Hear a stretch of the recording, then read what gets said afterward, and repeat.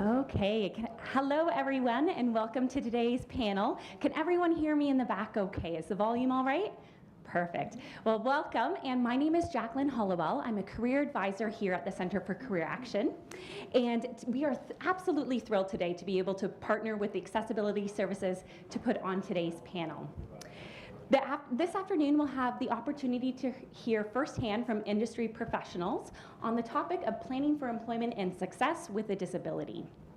So the format of today's panel, first we're going to start off with some self-introductions, so we'll be able to hear a little bit more about the folks up here on the stage, and then from there we'll segue into our structured panel portion, and we have a number of different prepared questions, so we'll be asking those and hearing from them on their takes and insights on those questions. And then finally, we'll wrap it up with a Q&A portion. So if you have any questions throughout the panel, feel free to jot those down and then we'll take them up at the end.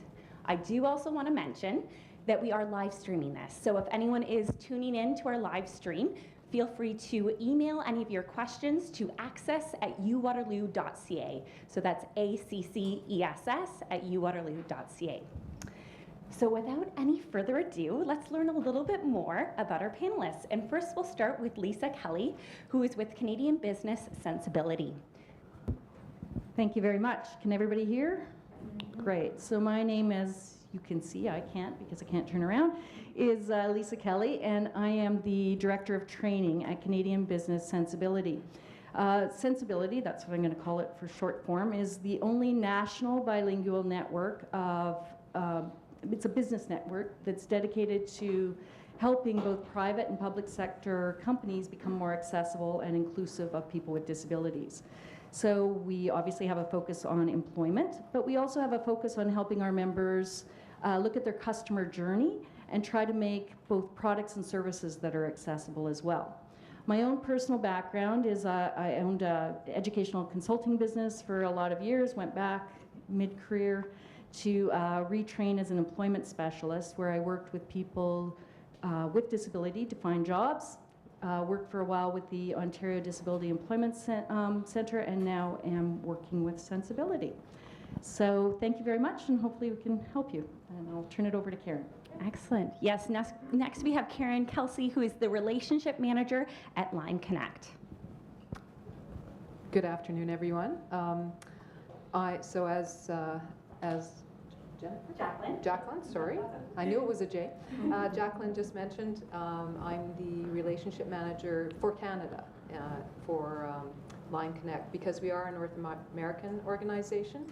We are focused on rebranding disability through achievement. And the name Line Connect, actually, there's a little bit of a story. So when we were first looking around and determining where the real need was and where we wanted to focus, we wanted to take a slightly different approach to what we'd seen some other disability or talent acquisition organizations were doing. And so we came up with, well, let's have a fresh approach. So Lime came to identify that perspective, the fresh perspective. We threw out lemon and decided that probably wasn't a good term to be using, so we stuck with Lime. And then the connect portion of it really came from having discussions with organizations, and a number of them have become our corporate partners, who said they were having a really hard time connecting with talented students and grads who have disabilities. Either they weren't attending their information sessions or they weren't meeting them at career fairs. And I think we've learned is that there's an intimidation factor in the whole recruitment process. And so that sort of led to people either not identifying themselves or just not showing up. And so the connect part really is us helping the talent to connect with the companies so that people can find jobs that they're fully qualified for, and the companies can find the talent that they're looking for. So hence Line Connect. We do it in a few ways, And so I won't get into a whole bunch of detail, but we help, first of all, we attract candidates on campus through some professional and disability organizations, and then we help to prepare them. So we do a lot of things that happen in your career services group. So we help people with resumes, interviewing, networking, disclosure, and a lot of what we do on the web, because we are a pretty small organization, so we do a lot of things virtually. And then we also have some scholarships. So we have a couple. One's really good. It's Google. It's targeted with towards technology students. And then we've got a BMO Capital Markets, which is really focused on business students. Business technology, actually, a number of things that are related to business. And then finally, we connect them. So we do that. We have a number of recruitment receptions each year. People can also apply through our website to positions that are available through all our corporate partners. So that's Line Connect. I've been with the organization 5 years. My background is banking. I was in the banking industry for approximately 30 years, and half of that I was in human resources. So when I decided to change my career stream, this Line Connect was a pretty natural fit for me. So that's what I have to say. Excellent. Thank you so much. I'm just going to make a quick comment at the beginning. Can everyone hear at the back with this other mic? I just want to make sure. And we're okay on the recording? You can check. We're good? Okay, excellent. I just wanted to double check. Okay, and last but certainly not least, we have Dave Dame, and he is here with ScotiaBank. He's the VP Enterprise Agile Leader with Digital Banking. Long title there. Yeah. So nice to meet you, Dave. That's what makes me feel good. The longer title they make, I feel a little more secure. So my name's Dave Dame. I'm the VP of Digital at ScotiaBank. It's weird. As a professional with a disability, my career span over the last 30 years started in marketing, computer programming, quality assurance, software development, and now I'm into organizational change. So really I use a lot of that, my influencing ability, because having a disability, the world is different. You're always interacting with it differently than most people can. So I tend to have a higher tolerance for change than most people, and I can be empathetic and help an organization really change from where they were to where they want to be. So what does an agile person do? We really try to reduce the time between an idea till we get a product in someone's hands, because we know every organization goes through many steps. We look at it, look for ideal ways to optimize that, and really align the team dynamics and behavior to really make sure we build the solutions that are needed.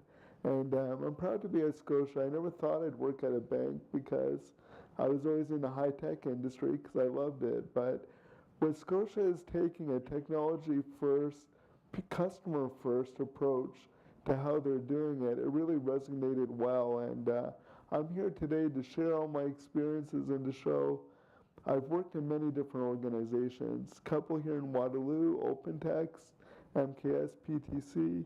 And it's changed over the last 30 years of applying for positions and doing those things. So hopefully in sharing my experiences, help give you information, help give you hope, and I'd love to have a lot of you work with us at Scotia. So. Thank you very much. I'm really excited to hear more about your different perspectives and experiences. So thank you all for coming to campus today. I know a couple of these folks drove in all the way from Toronto with the weather, and of course that 401, it can always be a challenge. So we really appreciate you all coming into campus today. So thank you very much. So without further ado, let's jump into those questions. I'm sure that a lot of people are eager to find out more. So the first couple of questions actually have to do with career preparation as well as work search. So the first question that we have here is, what are some things that someone with a disability should consider when it comes for preparing for their future career? So I'm happy to start that off. If anybody came to me as an employment counselor and asked about that, I'd always say start with your interest or passions, and then look and see how that applies against your skills and education. So that would be just generalized advice that's suitable for anyone. So I wanted to be a rock star when I was young, but I didn't have the skills or abilities for that. So it's the same sort of thing. So you want to make sure that what you're interested in, you're prepared for, both in terms of your interest and both in terms of your natural abilities.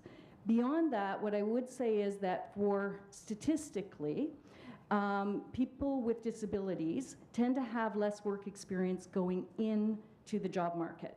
So that is something that you need to consider and plan for, because most job boards, you know, how you apply to over the internet for a job, are actually designed to screen you out. And that's just the way they work. So if you don't have those keywords or the actual work experience, you're at a disadvantage, disability or not. So it's critically important for you to get early job experience. And I don't care if that's working at McDonald's when you're 16 or if it's volunteer, you need some work experience. A lot of the data that we have coming out of our members, which a couple of the banks are part of that, we've got Bell, we've got Air Canada, a couple government agencies, we hear that the soft skills are just as important as the hard skills. And you learn those soft skills in your first job. It's when you get fired because you didn't show up at McDonald's because you didn't want to get up at 7 o'clock in the morning. Well, you don't want to do that when you get this great job with David, and then you don't show up and you lose a phenomenal job. So you need to have those work experiences to acquire the soft skills. You need to have that so your resume doesn't look substantially different than everyone else's. So I think that would be my general advice. And so just to add to that, I think another way that you can demonstrate skills is through community involvement. I think certainly, you know, people are developing leadership skills, coordination skills, management skills, all through various roles that they might have played in through volunteering with various organizations, even sports teams. So I think there are other ways to bring that to light. The other thing that I would add is that it's important to find a good match in an organization. So is the culture aligned to the values and you know the type of environment that you want to work in? And so doing some research is really important. And again, as Lisa said, it's not just about that's not just for someone who has a disability. Anyone should be doing that.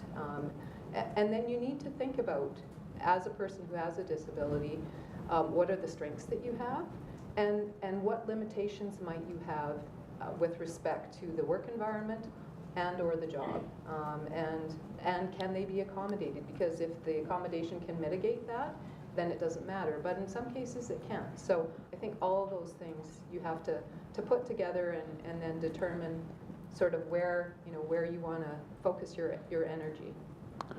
And building on what the you two said, there's your passion and then there's skills, but I'd like to overlay there's something that people will pay you for. Because just because you got skills and passion, it doesn't mean people will give you money for it. So make sure whatever it is that there's a marketable position for it out there. So we always have to have that overlay. The thing I would add is to get the early experience, because that was the big challenge I had. In my era when I grew up, it was hard to get a part-time job with a physical disability. So I was at a disadvantage when I did my first couple jobs of not having that experience to go there. But in today's world, what I'd recommend to all of you is, with social media and everything, you have to brand yourself. Know who you are inside, know what you want to do, and make sure that you connect with different people out there. Because there's two ways to get a job. There's going to the job bar in a push system, but it's different than you're always needing to be marketing yourself. How do you make it a pull system where people seek you out, and they're only going to seek you out the more open and available in how you present yourself. So remember that you yourself is a brand, you yourself is an image. Just because you went to school for one thing, it doesn't mean that's what you do. When I went into school, they didn't have a thing called Agile. So really, you know, what you're studying for today might not be what you're doing when you work and grow up. So be a continual learner, be a continual engager, and just put yourself out there. Actually, I want to add on to that. I want to piggyback off that because I think that's an excellent point. What you put out there, employers do look at. Say it again, because a lot of times when I work with youth, this is a big issue. What you put out on social media, even if it's well thought out and meaningful and you're passionate about, stays up there forever. And employers look at that. So you need to be professional in how you present your opinions and in how you portray yourself on all social media elements. I couldn't have said it better myself. I love the key themes that came out of that, the transferable skills. That's something that we talk about so often here at the Center for Career Action, and finding those opportunities where you can really build upon your skills that you gather, and then taking it that much further, doing your research on the employer, that company culture, and then finally to make sure that you're marketing yourself appropriately. So thank you all so much for that. What are some work search tools or resources that you would recommend to someone? Is there anything that sticks out that you would recommend? Well, I'm going to take the opportunity to do a little self-promotion here.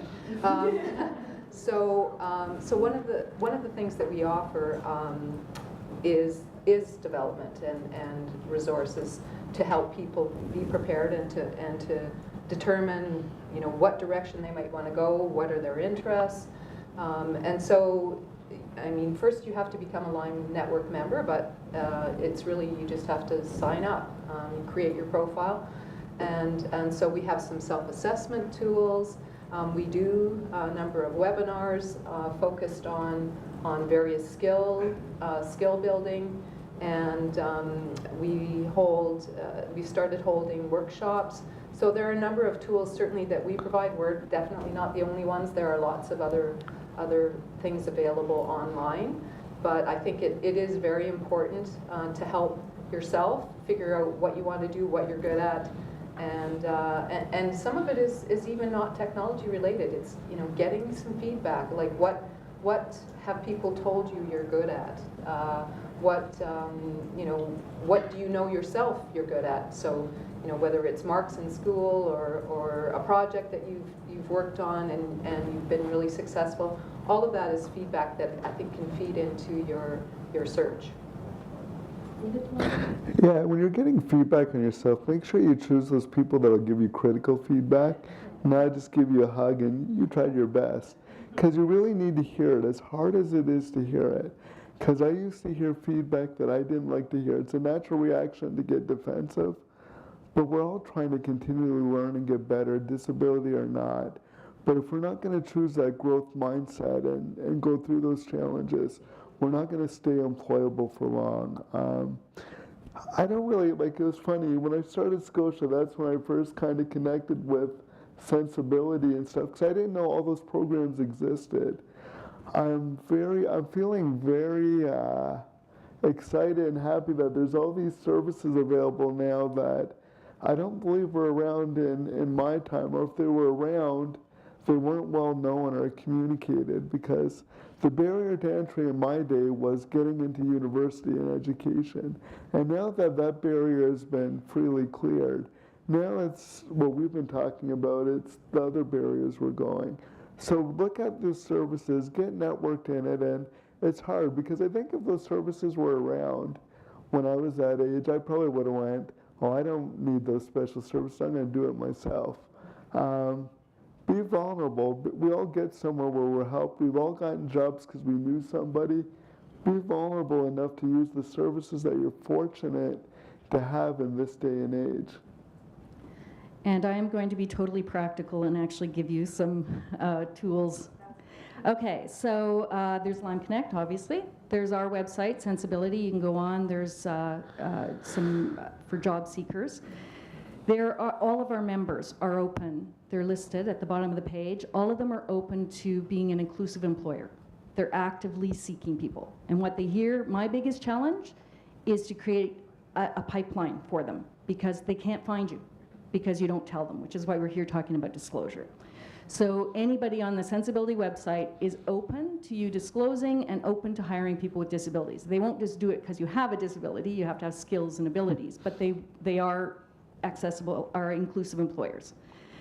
There's organizations like Career Edge that you can go to. I don't know how many of you are familiar. They offer internships, similar to Lime Connect somewhat. There are a ton of employment centers, so a lot of government employment centers. And again, that's a great place for you to go into to get feedback, very honest usually, about your interview skills, your resume. They typically do bad resumes, but it's a good place to start. You can go to your university centers, the co-op centers. You can go into the, I'm sure there's an alumni connection as well as the career centers. So use all those, because they're gonna know who's hiring people who are accessible. They're gonna know what jobs are out there, so you wanna do that. A lot of employers, like I know for instance RBC, I'm gonna use them, are now creating direct pipelines for people. So last year they hosted a national phone-in. This was accessed through the employment centers where people with disabilities could talk to employees at RBC who had a disability, and then they had a disability-focused only hiring event. It was so successful, they're going to do it by business unit next year. So a lot of people, speed mentoring, a lot of the organizations are using speed mentoring to get both their employees more familiar with people with disability, but also get an opportunity for you to have chances to learn how to interview.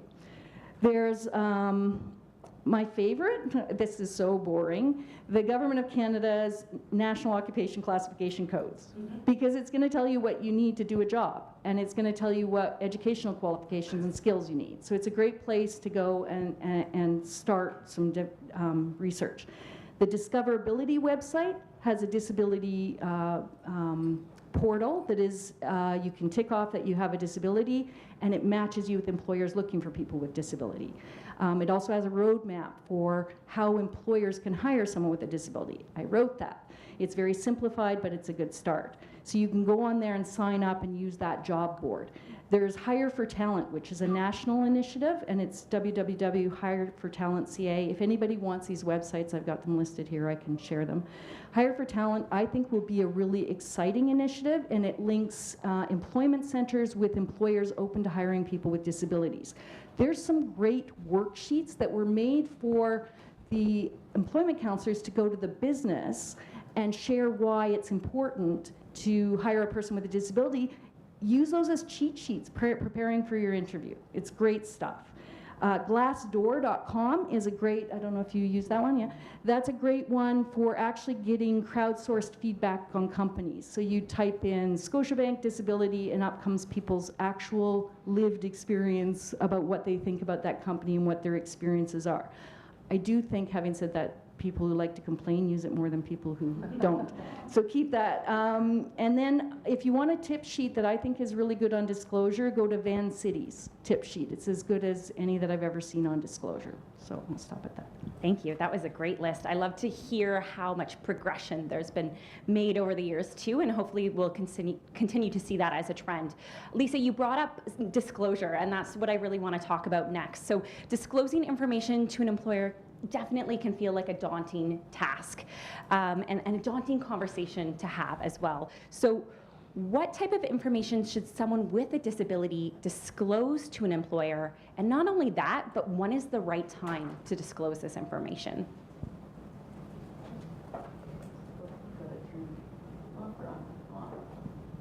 Okay. So what I recommend is that people should share as much information about their disability as is going to help them be successful. So whether it's for an interview, whether it's to get screened through the initial application process, or for the job itself. So, and there isn't a right or wrong. People absolutely have to be comfortable with the information they're going to share, and there are lots of different ways to go about it. But I think really to make sure that, one, to know what you're going to need to be successful, because there are some people who don't actually require an accommodation from a company or an organization. And if they don't, then they may choose not to share. Although it may, they may bring it out over time because that's part of who they are, as they get to know people and just want to share information about themselves. But from a job perspective and working in an organization and contributing to the organization, I think it's really, what do you need to be successful? What accommodations have you used at school that you can translate into the workforce?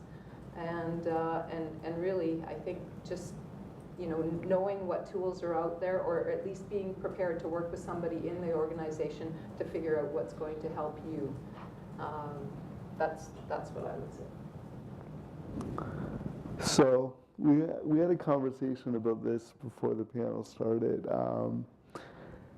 and this is, in hindsight, it was wrong. Might not be right or wrong, like you said. When I used to apply for jobs, when I applied, I've been poached the last couple times, but I would never disclose my disability, and it was for twofolds. I didn't want it held against me, and I didn't want to get any preferential treatment because I had a disability. So I would do my best to avoid disclosing it up until the interview, and when I rolled into the interview room, they had a pretty good idea.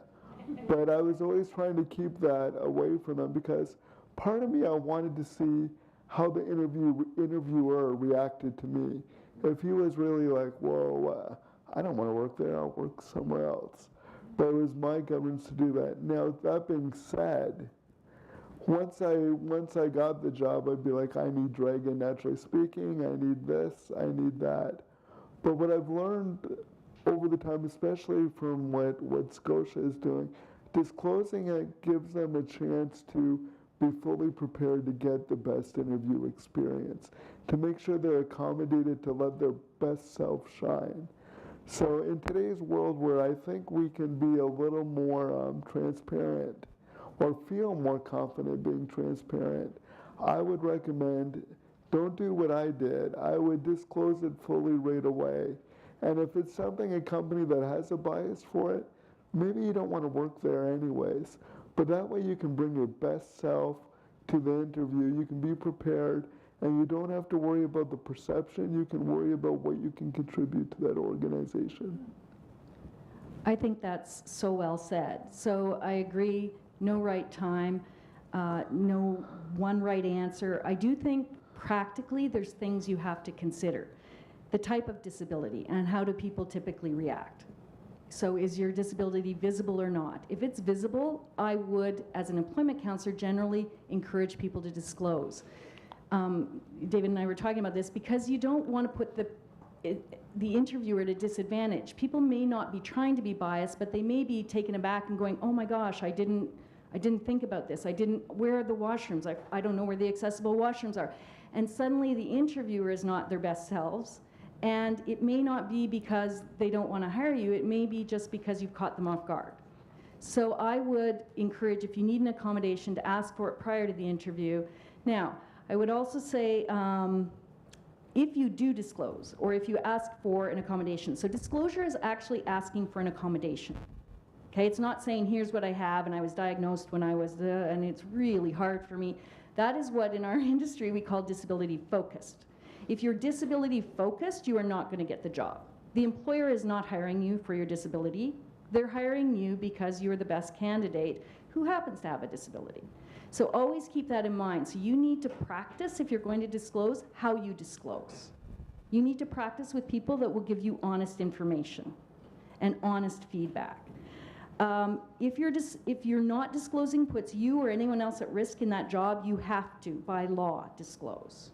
So, you need to consider that. Your comfort level.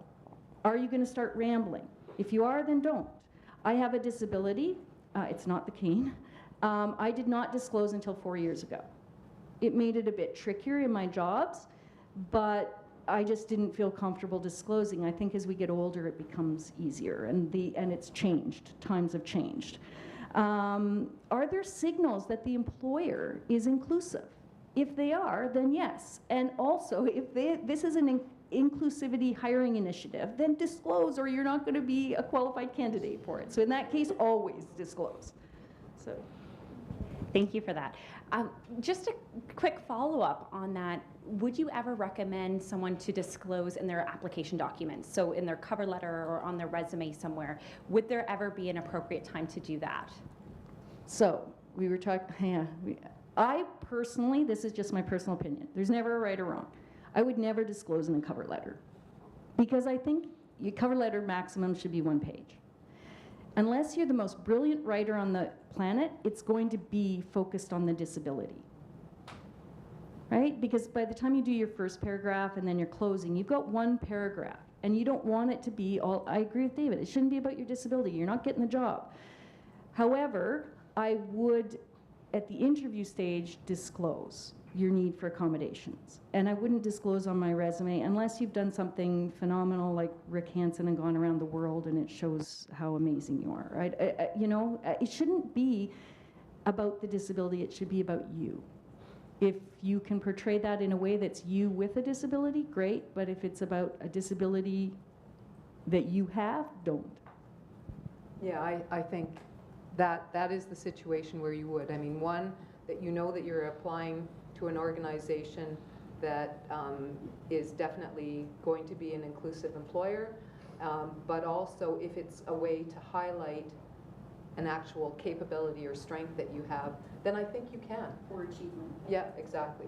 But yeah, I mean, certainly not as a rule of thumb, and if you're just sort of sending off resumes and cover letters, no, I think that's probably not where you choose to share that information. But I've seen some fantastic cover letters, very well written, where it highlights an individual's accomplishments that are related to their disability. So again, I think there's, timing, it really depends.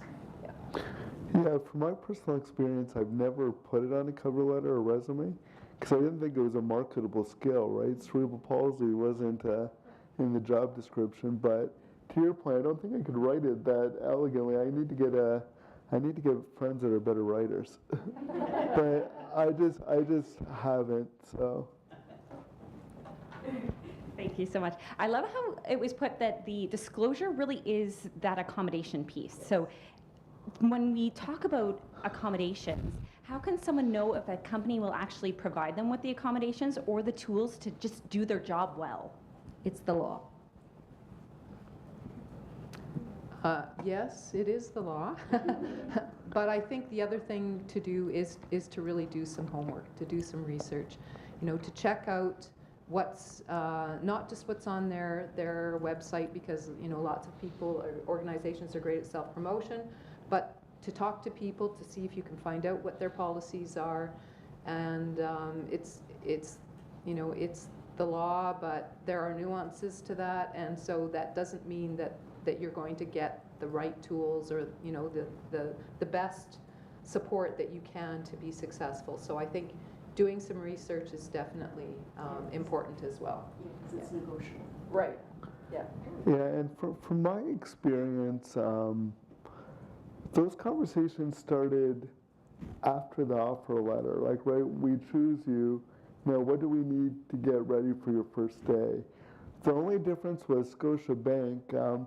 They actually used what they were going to give me for accommodations as a recruiting technique, because I was choosing between Scotia and someone else. And when they said, these are the services we can provide you right up front, to me, that's what let me choose them over the other company I was looking at. But that was the first time it was ahead of the offer. It was more, we would like you to come here, this is what we can offer you.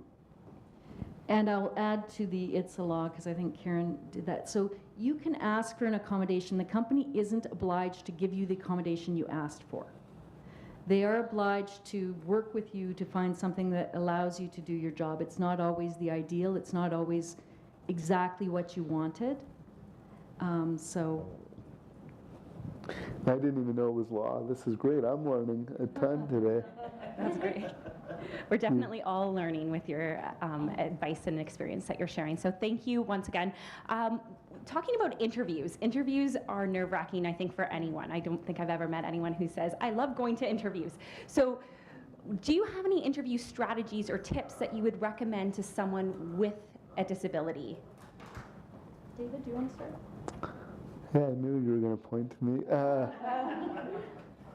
So some advice somebody gave me for interviewing in general a long time ago was treat it like a talk show, right? Think about your examples and stuff where you can tell a fantastic story around it.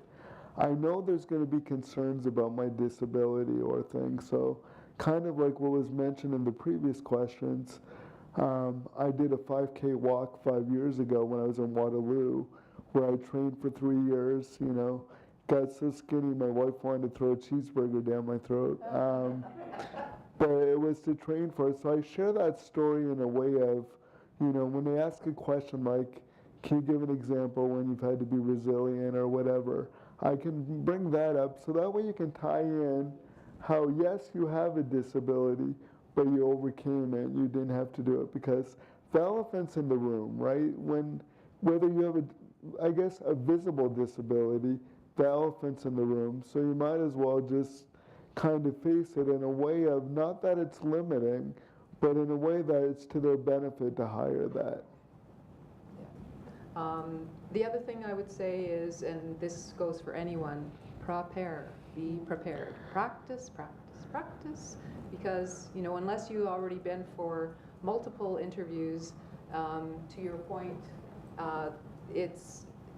most people find it nerve-wracking, and so the better prepared you are, the better you're going to be able to present yourself, because it really is, it's an opportunity for you to sell yourself and to talk about how you're going to bring something to the organization. The other side of it is, it's your opportunity to interview the company or the organization that you're thinking about working for. So don't be, be prepared with some questions like, what are some things you want to know about the company, potentially about the accommodations that they provide, their culture. So it's a two-way street. So that might help to settle some nerves too, is that they're interviewing you, but you're also interviewing them. Now, if I can add a tip, when you're doing your practice interviews, do it in front of a mirror, because you need to know where your body language is. You need to do it, and it's difficult to talk to yourself in a mirror. If you can do that, you're ready for an interview. Or video recorded. Exactly. And it's also a great opportunity for any of the employment centers that you have to be able to practice with that.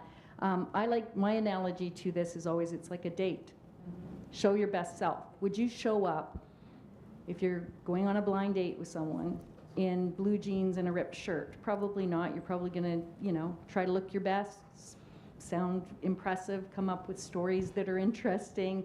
You're going to want to show your best self. So is the company, and I agree with that. It is a conversation. They're just as nervous. Interviewing doesn't work. A lot of times it's very low, and a lot of interviewers, I think it's a third of all employers out of 1,000 that were interviewed made the decision to hire within the first 30 seconds. That means they're judging you on how you walk into that room and how you introduce yourself and whether you're confident. And they're terrified they're going to get it wrong because they, get assessed on that too. So, don't be nervous. It is a conversation where you're both trying to put your best foot forward. And preparation, and then some more preparation. And don't be late. 5 resumes, 5 copies of your resume, 1 copy of your references, and good luck. Smile a lot. Thank you. And once you land that job and actually get that offer in hand, obviously succeeding in the actual role is super important. So what strategies or tips do you recommend to people to ensure that they're doing a great job and succeeding in the role? So I would ask for feedback, from your managers. I've always made it a practice to come in early on a Friday morning and meet with my manager. If there's something that you need because of your disability that's arisen and you haven't shared that, ask for it. So knowing what accommodations you need and asking for them, if things change, you need to be upfront about this. And this is why I think disclosure is really important, because they are obligated to keep that private. So if you say, I want this to stay between me and the hiring manager, it'll go on your file, but it's not open to everybody else. But it'll help them, so especially in episodic or invisible disabilities, mental health, it can be critical for them to understand that there may be periods where it's more difficult for you. And it can be difficult to talk about this. So one of the things big companies do, which is amazing, they have a thing called an IAP, which is an individualized assessment plan. And it's basically an agreement between you and them about what you need. And then they can just go back to that. And you've decided ahead of time, and if it changes, they change it. Small companies don't do that. But what you could say if you've disclosed afterwards and say, okay, I may need more frequent coffee breaks. That actually was an accommodation for me. Instead of 1 15-minute coffee break every hour and a half, I needed at the top of the hour 5 minutes to just stretch and a mental health break. That was easy once they understood that. And then that's just written in. It went with me wherever I went. So if I got a new manager, they just look at that. If that manager leaves, a new one comes in, it's written down and you don't have to re-explain it. It's just part of the process. That's called a passport, and some companies do that as well, which is a really good. So just having that clear line of communication with your manager. The other thing that I would say, and it's applicable to everyone, is you need to constantly improve. David mentioned this, you need to have a continuous learning mindset. You're not going to stay in your job long if you think that what you're doing now is going to get you anywhere, in 10 years. So think about, when I was young, we learned typing because you were going to be a secretary. Okay? That doesn't even exist, exactly. And now, my ability to use a typewriter has nothing. It's great that I know how to type, but I use it for writing reports now and doing presentations and PowerPoint. It's just changed dramatically. A Bell telephone operator at the turn of the century doesn't even exist anymore. So jobs are constantly changing. You need to keep up with it. Yeah, I would say the other thing is to talk to people, because most jobs are not unique. So to talk to other people who are doing the job, and especially if you can find out somebody who's doing really well, to get some tips from them. Absolutely to go through an accommodation assessment, especially if it's something that you're going to need from the company. And then as far as getting feedback goes, can you get it from your manager, or maybe you can find a mentor, because mentorship is very valuable and it doesn't have to be formal. Somebody in the company who is going to provide you some ongoing feedback, suggestions, like somebody that is maybe doing a job that you aspire to, or someone that that you've seen is visible, and they've got traits that you really admire. And not just to give you some feedback, but maybe somebody who's actually going to sponsor you within the organization, so that when other opportunities come along, that they will say, hey, I know somebody, and they would be a great person for this job. So I think getting feedback is very important, and networking again, whether it's outside the company to get a job or within the company to get known. So other people are aware of you, who you are, and I know it's more difficult for some people than for others, but to expand your circle to the best of your ability, and to find other people that you can learn from. This could be my blue-collar upbringing, but just work your butt off. Like whenever they say this is what you need to do to get this task in, overshoot it.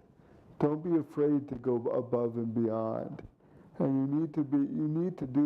needed to do that extra effort just to prove I felt that I was as qualified as anyone else.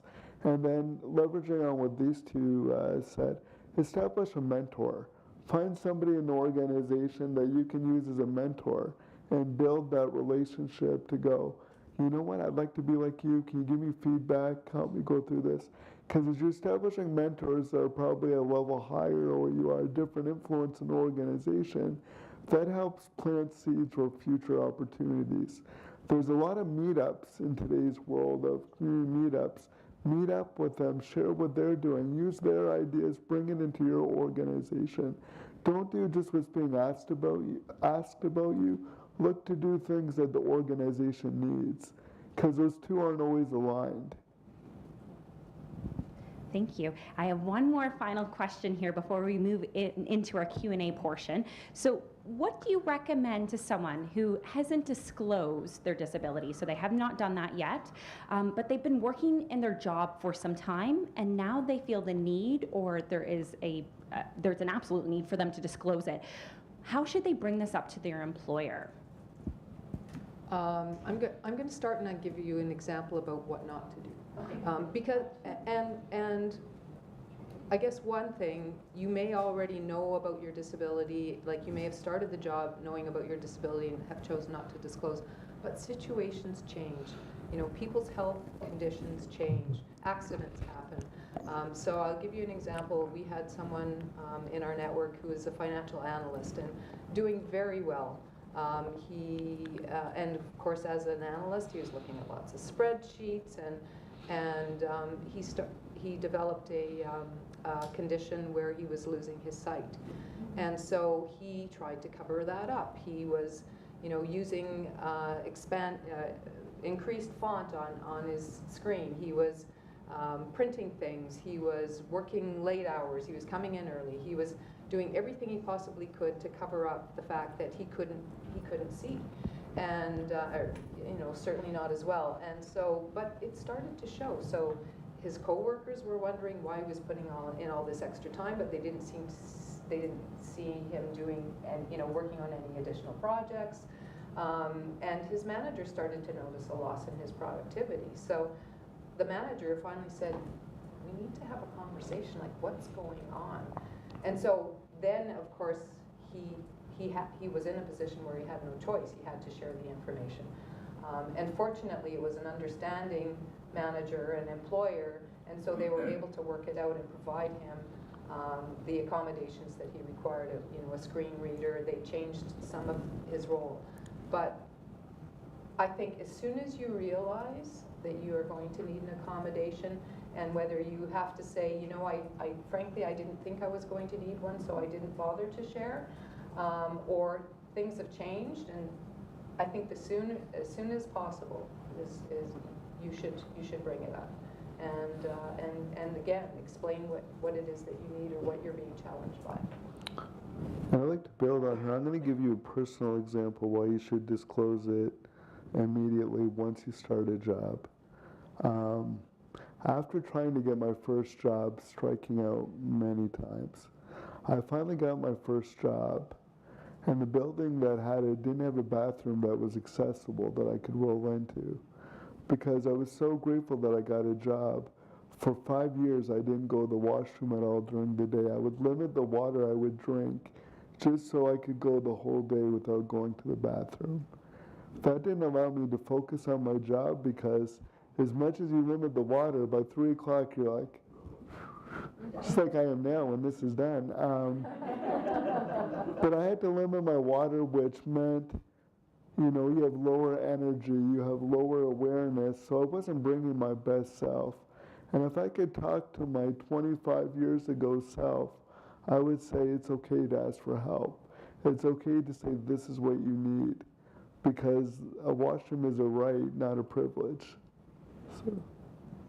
And I'll just piggyback on that too, especially around mental health, which is a big issue in the universities and colleges, or we hear about that right now. So I get a lot of requests just through family and friends, because I've got college-age children, on kids dealing with anxiety, and especially in co-op situations, because they don't want to mess it up and you're having problems. And just sometimes talking to the co-op advisor, and if you've disclosed it, it becomes so much more apparent why you need help, and it can be such simple fixes, just helping you strategize on how to address issues with the employer that you might not come up with on your own, because you haven't experienced things, or you're just in a state of crisis.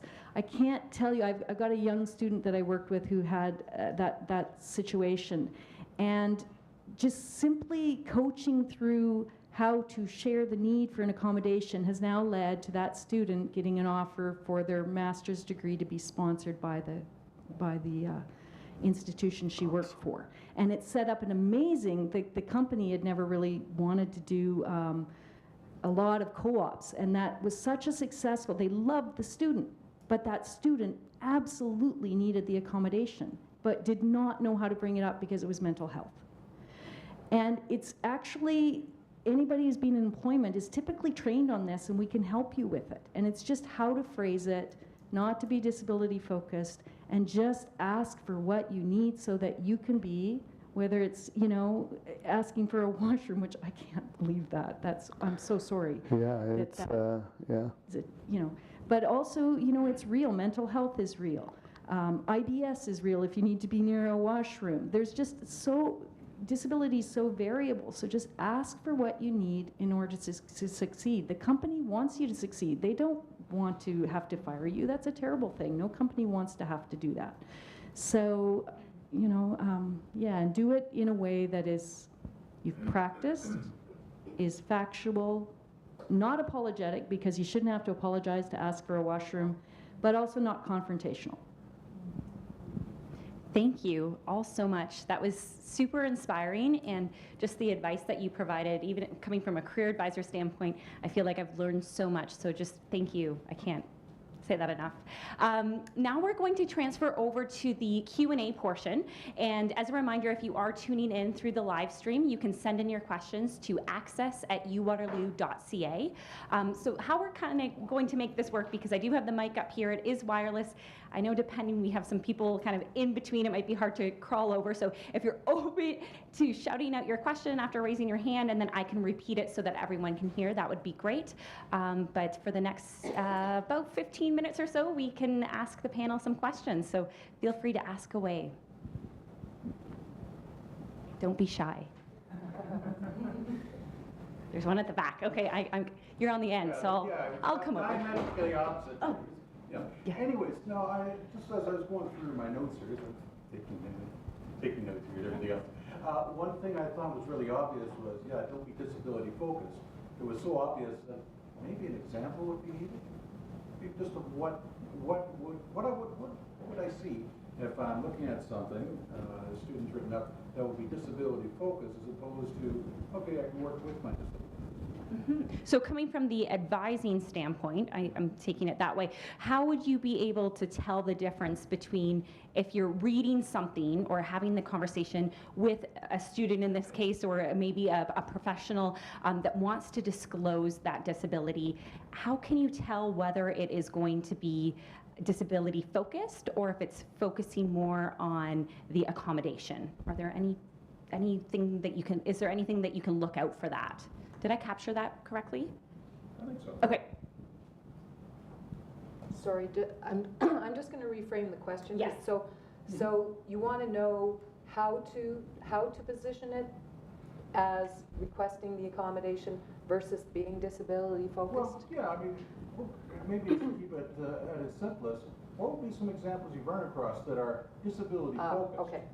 You know, and then maybe take that statement and then flip it around Right. to something that would be preferable. Okay, so an example I can give is, so someone who has attention deficit disorder is working at a logistics company. So this is an example, and he used a number of different applications on one computer screen, which he found to be very distracting. So what he could have said is, I can't, I'm having a really hard time doing my work. I find all these applications too distracting.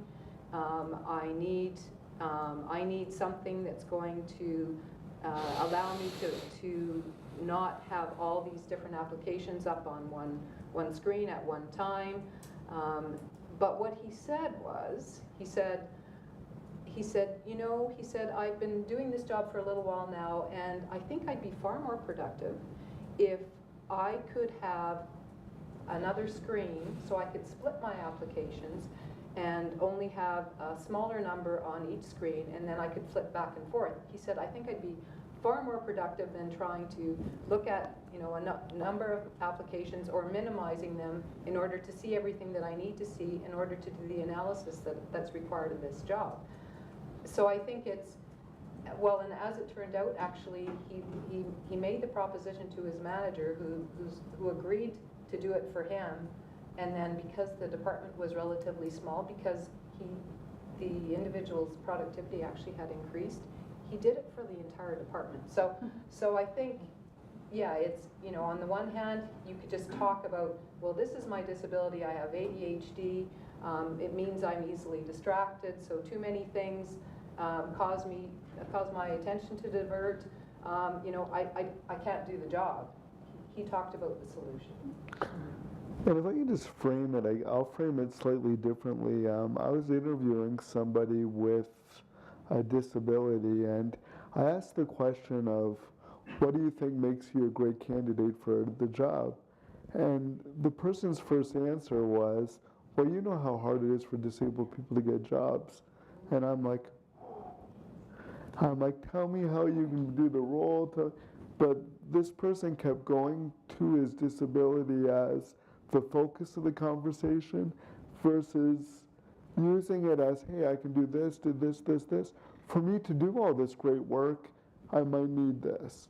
That's how I would differentiate it, where it went wrong, where I gave him the advice after the interview of, you struck out here, but for your next interviews, I would highly recommend this. Because I had his resume in front of me, and I actually took the time to coach him to go for the future one. Yeah, good for you. That's an amazing answer. I don't think I can top that unless you want another example, but I think that summarizes it. I think that's really helpful, even just to hear, like, it's coming up with knowing what the concern is and coming up with that solution piece. So it's not just saying, I have this and leaving it there. It's actually figuring out, really distilling what would help you and being able to communicate that. But there's things you immediately need to know, like I know I need drag and dictate, need accessible washroom, but as you do a new role or job, it's kind of a relationship you build with your employer to have that dialogue open. New needs might emerge. As I progressed up to senior leadership, I need to travel more. So then I had to go, look, when I travel across the world, I need this helper to come with me. So you're going to need to pay for their travel, food, and stuff if you need me to do that job. And it wasn't when I originally started the company, but as I progressed up, my needs changed because the role itself had different complexities than the previous ones I was hired for was. Andrew, where are you in the back? You're monitoring our live stream. Did we have a question? I can bring the mic back here. No. Oh, no questions. Okay. Well, I enjoy this extra steps. Anyway, any other questions from the audience here? Anyone else? No? Oh, in the back, Tanya. I have a question. I've had a few clients nervous to connect with Line Connect, only because they're in the arts. So they're not in business or finance or IT, and they have no interest in me. So for example, I have a client right now that's brain injury, and I've been, connecting her to the resources you've mentioned, and they're wonderful. But there's, for example, let's say someone's in the arts, so are there connections that aren't just working at ScotiaBank or a bank? Right. Because that does not align with their values or their industry. Right. So I'd say a couple of things. One, and I was talking to David about this earlier, that banking is more than I think what people sort of think of. There are lots of different roles in a bank, and there are lots of people who have varying degrees that do different things. I mean, there's people who work in technology, people who develop software. There are people who are working in marketing. Well, there's even artists and designers to make the applications rich and beautiful and more user-friendly and interfacing. It's weird. Technology now is more of an art than a science, and it ever has been. So it's, a little bit to the first question is, here's my skills, here's what I like to do. But what are some verticals that I don't naturally think it would be?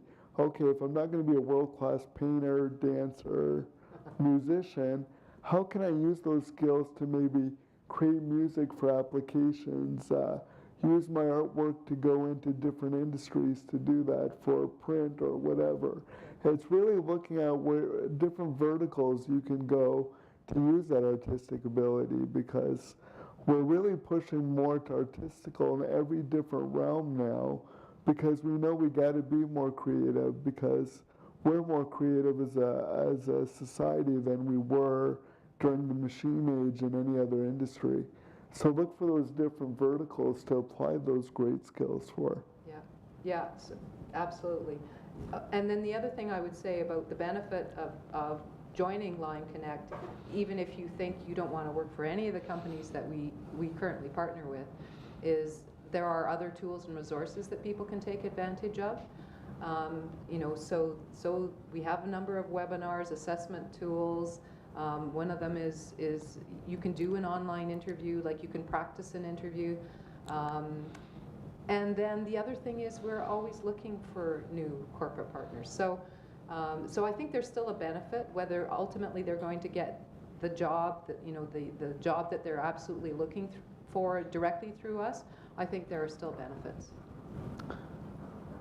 Yeah, networking is so key, and Lime Connect would be just a great place to start with the networking, if nothing else, and some of those practices and interfaces, because it's just critical. So yeah. Thank you. Thank you for asking the question. Another hand there, Richard.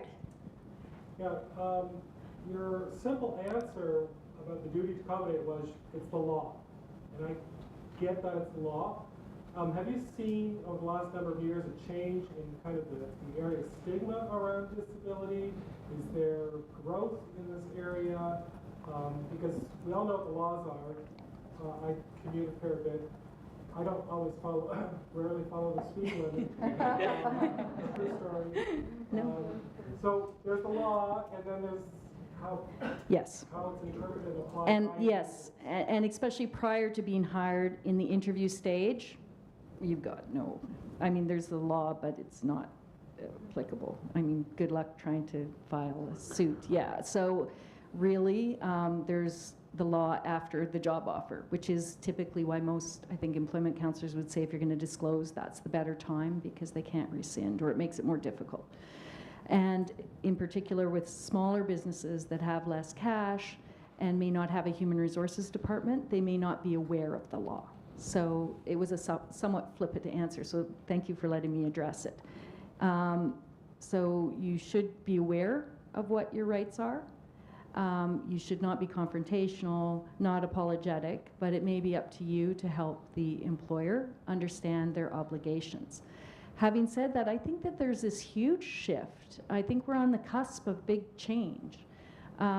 So if you just look at CBC, almost every morning now does a piece on disability.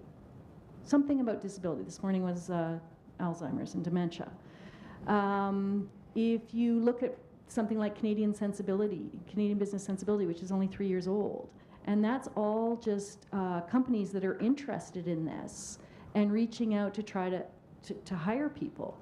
If you look at the federal move to a federal piece of legislation and creating some disability legislation around that, I think that there definitely is a change. Having said that, I think that there is still stigma around some forms of disability.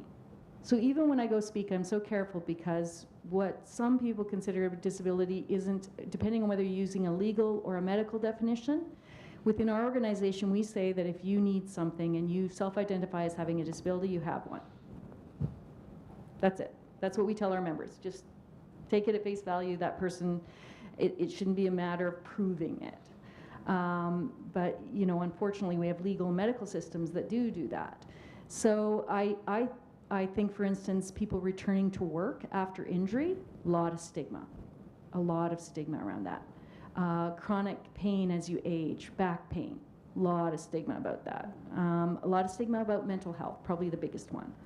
And, you know, I'd be very cautious about what you disclose because often you're going to disclose the diagnosis in order to explain why you need the accommodations you need, and that can be tricky. So yeah, I think there's still stigma. I think it's getting better. I mean, you look at the Bell Let's Talk campaign, that's amazing. You wouldn't have had that 15 years ago. You're getting more physical structure change. The Rick Hansen Foundation's working across that.